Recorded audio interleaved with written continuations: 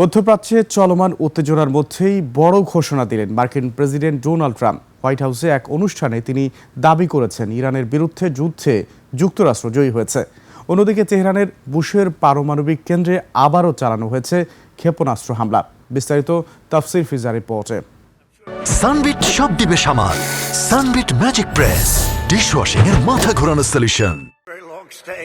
Homeland সিকিউরিটির নতুন সেক্রেটারির শপথ গ্রহণ অনুষ্ঠানে মার্কিন প্রেসিডেন্ট ডোনাল্ড ট্রাম্প সাফ জানিয়েছেন, যুদ্ধে আমরা জয়ী হয়েছি। ট্রাম্পের দাবি, তেহরান এখন এতটাই দুর্বল যে তারা একটি চুক্তির জন্য মরিয়া হয়ে উঠেছে।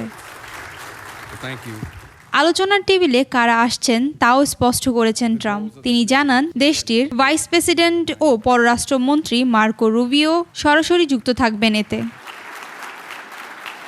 ইরানের সাম্প্রতিক হামলার প্রভাবে দেশটির শাসন ব্যবস্থায় পরিবর্তন এসেছে বলেও দাবি করেন মার্কিন প্রেসিডেন্ট।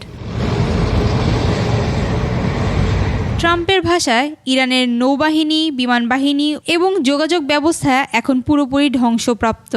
এমনকি তারা একে অপরের সাথে যোগাযোগ করতেও হিমশিম খাচ্ছে। এই পরিস্থিতিতে ইরান কোনোদিন পারমাণবিক অস্ত্র তৈরি করবে না এমন শর্তে তারা রাজি হয়েছেন বলেও জানান তিনি। এছাড়াও যুদ্ধকালীন সহায়তার জন্য সংযুক্ত আরব আমিরাত ও কাতারের মতো আঞ্চলিক মিত্রদের প্রশংসা করেন ট্রাম্প। অন্যদিকে ইরানের বুশের পারমাণবিক কেন্দ্রে নতুন হামলা। আন্তর্জাতিক পারমাণবিক সংস্থা জানিয়েছে, কেন্দ্রটির প্রাঙ্গণে একটি ক্ষেপণাস্ত্র আঘাত এনেছে।